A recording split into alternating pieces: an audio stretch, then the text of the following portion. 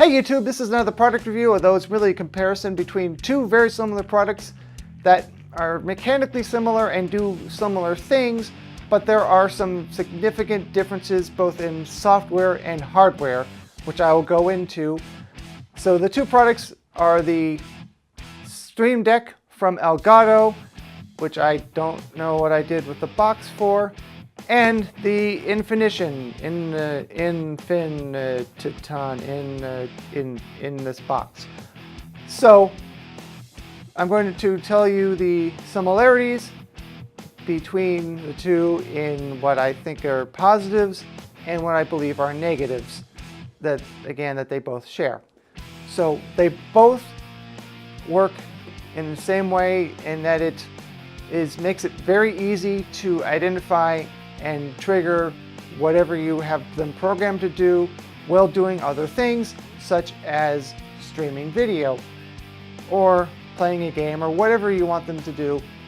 Because they have graphics for each button, it makes it easy to identify what you're about to trigger, which is very nice. They both are fairly easy to configure. I had the Stream Deck first, then I saw this pop up on Amazon and I thought, might as well try that as well, see which one I like better. And they both work with the USB hub, even though Elgato kind of suggests that you don't do that. I haven't found any problems, any difference between plugging it into a USB hub or directly into the computer. I've had no issues.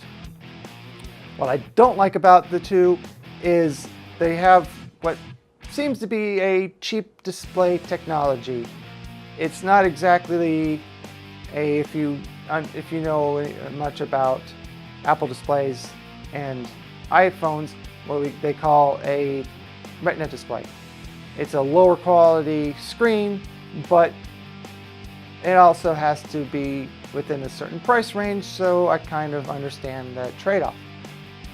I use a Mac, so one of the things I don't like about it, which isn't going to be a problem for PC users, is they seem to be, they do work, both of them work for Mac and PC, but it seems the software is developed for the PC and kind of works well enough on the Mac.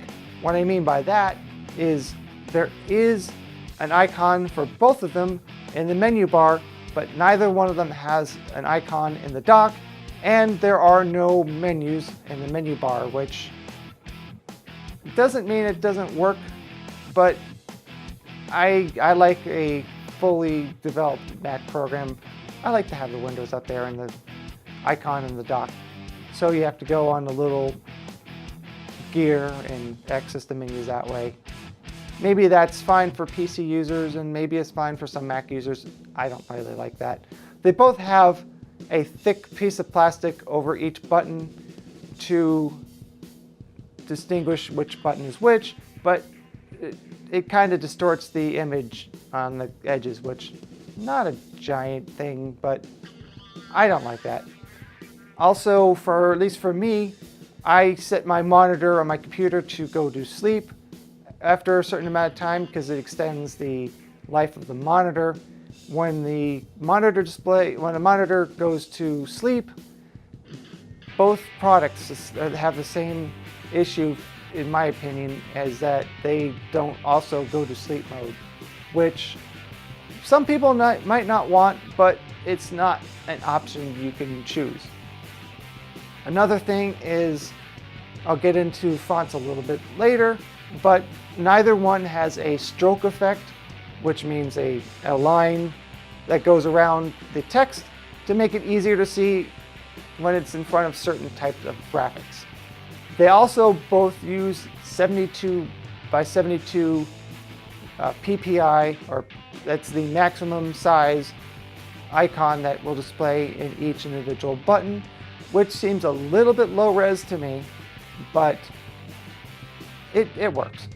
So I'm going to now jump into the Stream Deck from Elgato and tell you what I think are the positives. One of them is that you can have animated GIFs. in the individual buttons. That might seem silly, but I like it. It's an extra nice little touch.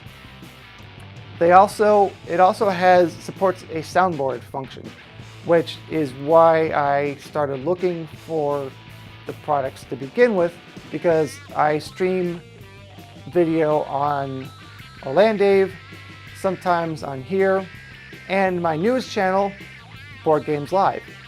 You can click on the link in the top to subscribe if you're interested. Mostly the Board Games Live, I have different sound effects to make it a little more interesting, a little more like a video game for certain board games that I have pre-recorded buttons that I like to press. That was a big selling point for me that the Stream Deck does offer. Also, when you switch applications, whichever one is in the forefront, it can switch if you have it set up for a specific application, it will change the buttons when that application is in the forefront. If you switch to a program that you don't have a specific profile for, there's a default profile. If you'd like, you can have it always go to the default profile.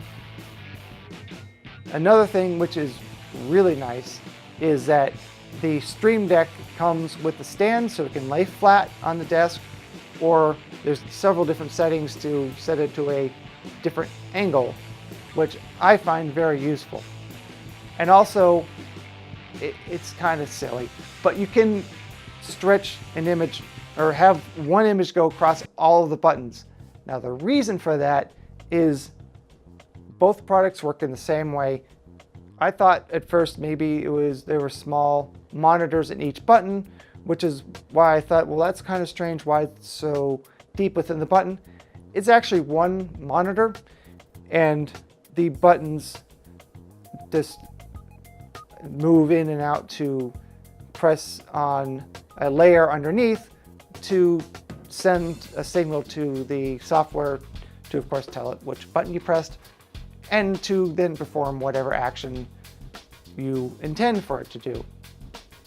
So that's why it's easy for the software to make one image, because it's just one monitor. It's a stretch to call it a positive, but it's not a negative. It's just interesting. Also, I didn't think I would use this option, but the Stream Deck can change from the label on the bottom, the center, or the top. After I used it for a while, I realized there are some times where putting the text in the middle is something that I would prefer. Sometimes I can't find a graphic to use, and I just have a black background and the text in the middle. So that is one reason why I found that useful.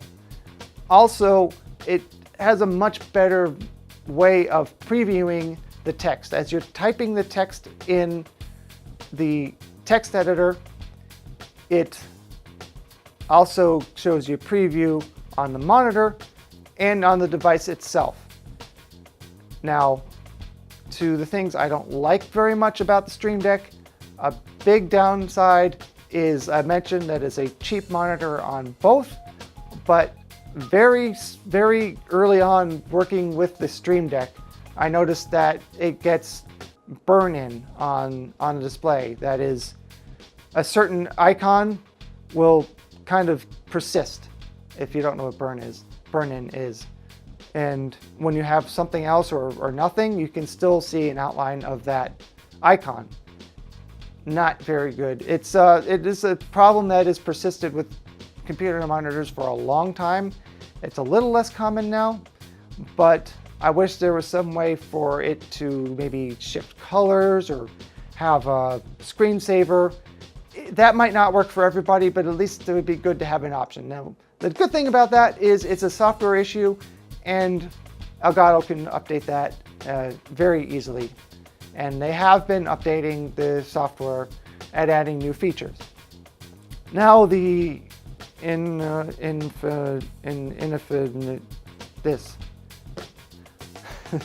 So the positives, the buttons seem a little bit darker when they're not being used. A blank button, and that's subjective, and maybe I'm wrong, but the unused buttons seem a little bit darker.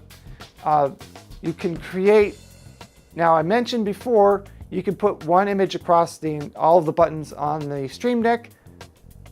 I don't know of an easy way of doing that. I guess you could manually do that with the Infinitton, but a nice thing about this product, but it's also kind of silly, is you can create a memory game with it. As you can see here, there's 15 buttons on both products, so you have 7 and 7, and a button that goes back to home, which you'll want, and I'll get to that in a moment. But another thing that's nice is you have a lot more font options with this product. And the Stream Deck is limited to a certain number of fonts. That is not the case with the Infinitton. I'm sure I'm butchering this, but that's not the point of the video. It's to show you the differences. The name doesn't really matter.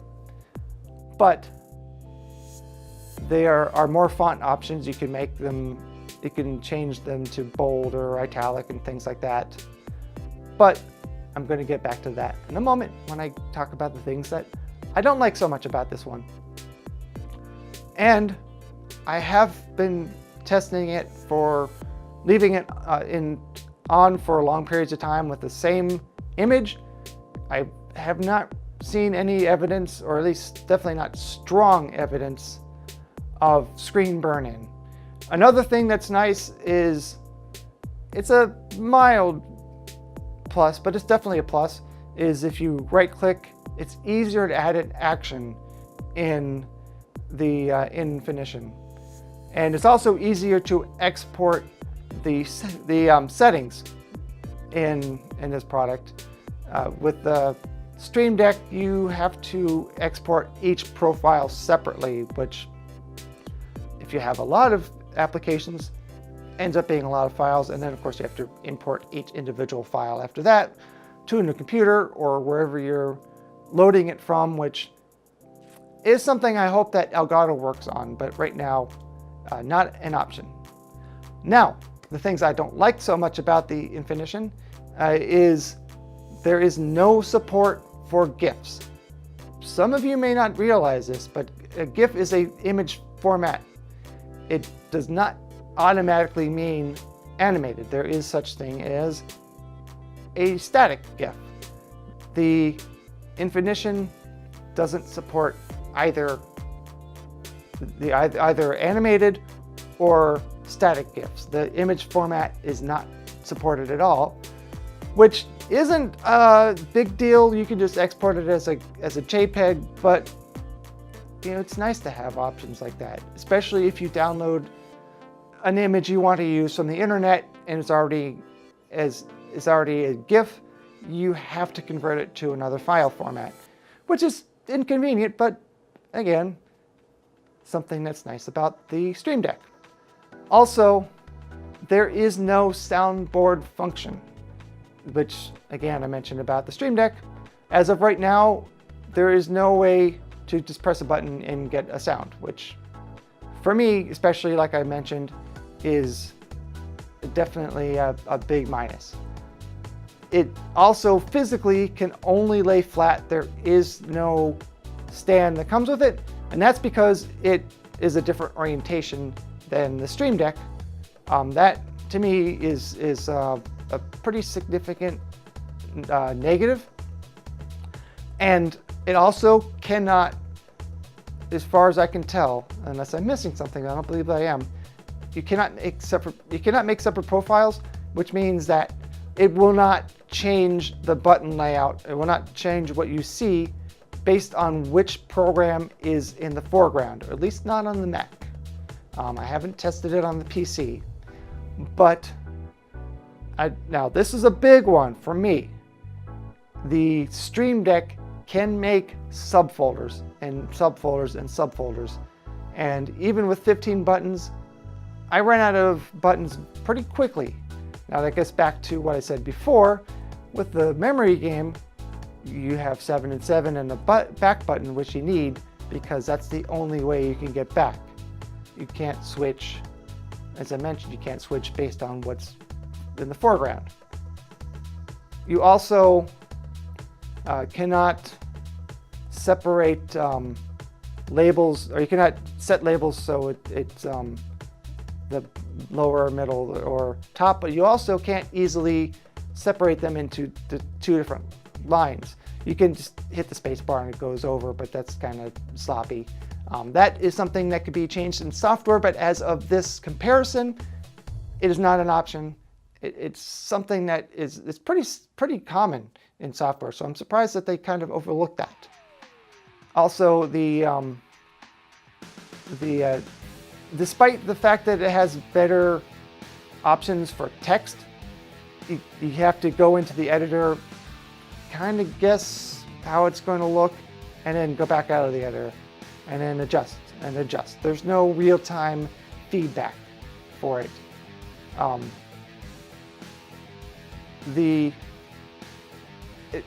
One other thing about the Infinitton that isn't really a negative, it's just an interesting difference. I'm not sure, I wasn't really sure where to put this in the video. When you put in a text string on the Stream Deck, which I use, which I shouldn't, for one password to just hit one button and have it fill in. On the Stream Deck, it kind of fills in as if you're typing.